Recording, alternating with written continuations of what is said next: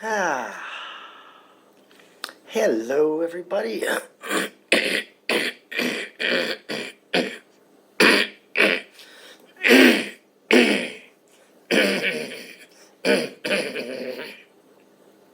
Welcome to Ban This, the show where I take a look at a piece of art and make an argument as to why some people would think it'd be a good idea to either outright ban it or at least make a good choice cut.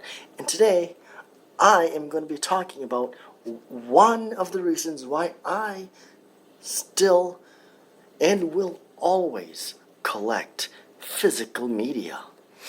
So, it just came to light to me a video from a Clownfish TV, a fun little channel. I enjoy them quite a bit.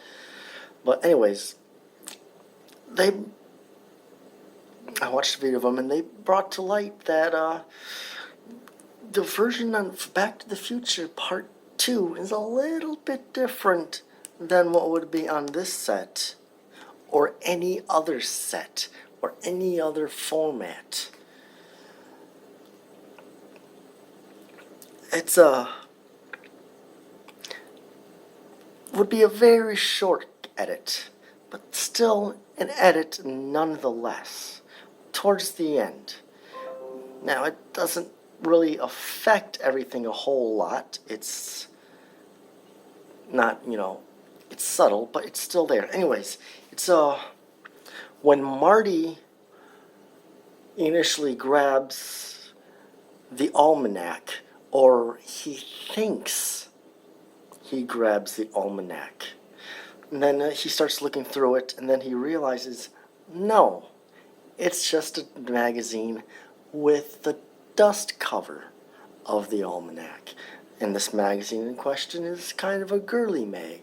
It's just a bunch of, standard 50s pinups, So nothing too bad. There's no nips or anything like that. It's not a Playboy.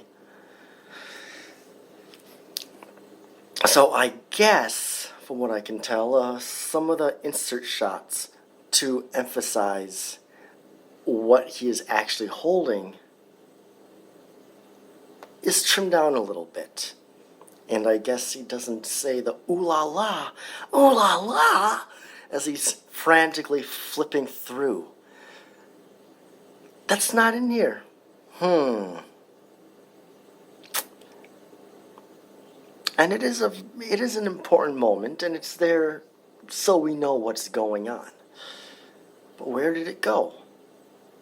I know it's not going anywhere from here.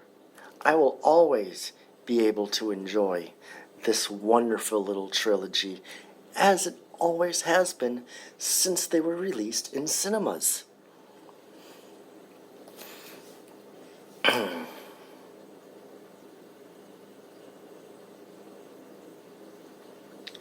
Yeah, all of you on the digital streaming train, this is one of the things why I advocate against it. What you have, you will always have. Like what you have on Netflix, they go through it. They have, a roster, roster, is that the word? You know what I mean. It's curated. I can't speak. But yeah. So, while Back to the Future trilogy may be there now, it may not be there later on. And then you'll have to try to hunt it down again. For me, it took me about 5 minutes to find it, and I knew I had it. And I still had it. It wasn't gone, unless somebody comes in and steals it from me. And, yeah, I don't even use Netflix. I don't have it. I don't really do much streaming. You see that big, huge monolith right there? That's what I got. Who needs Netflix when you got that? All the movies I need. All the movies I want. Movies, movies, movies. And no late fees. Hey, remember when that was a big selling point of Netflix? No late fees? Yeah, those are the good old days. Physical media. Then Netflix started to screw that all up when they started doing their streaming service. Oh, yes, I will say that streaming services can be good to discover films, but don't rely on them. Use them like it's been a while, but there's some like with the only real streaming service platform I ever really used much is whatchamacallit, Prime, Amazon. Now they can be, I can scroll through there, and discover films and see if I like them enough to try to hunt them down. Like,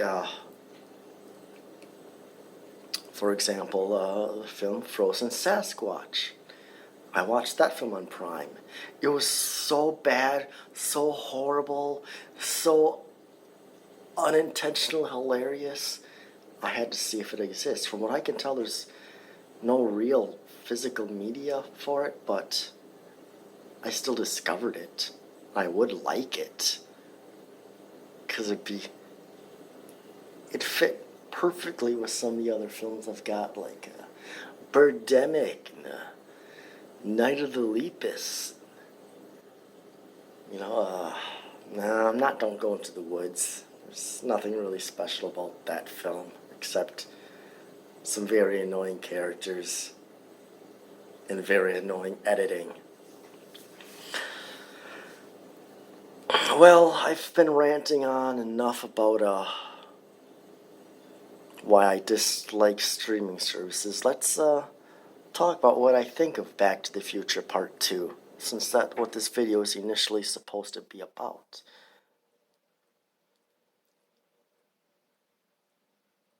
Well, I like the entire trilogy. I mean, yeah, I could say 3 is the weakest, but that's just marginal. Doesn't really affect, I mean, it's not like, oh, it's so bad compared to the other two. It's very different compared to the other two, which is one thing that I like.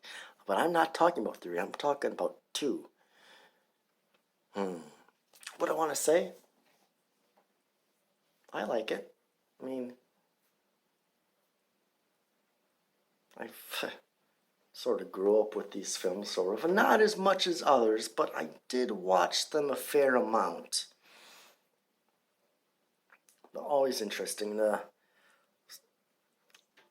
For like very action, like films with the emphasis on action elements, this is good. I'm not really much of an action guy, but all 3 of these I absolutely love. And it's, in my opinion, it definitely would be some of the more accurate time travel stories. Although, with how time travel works, it's really kind of guesswork at this point. And, will we ever get there? I don't know. If we would that even be a really good idea? And would it really be matter?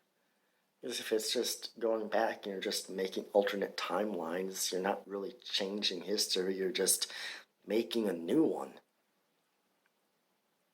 Or at least that's one of the theories. Yeah, it's a pretty good sequel. It's pretty much right up there with the first. Maybe not as good, but still good. Great trilogy overall. There's really no misses with this one.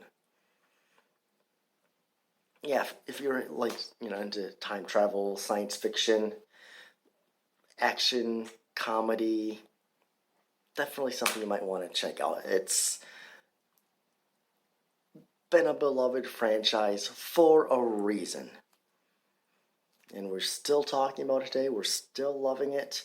Even past 2015, we still like Back to the Future Part 2. Even if they were off by predicting the Cubs by 1 year, that's pretty good considering that was just a joke. So yeah, very good. That's about it for this one. What how long have I been talking? 10 minutes. Yeah, I got a 10-minute mark for a change. Yeah. Anyways, that's it. I will see you in the next one. So take care. God bless.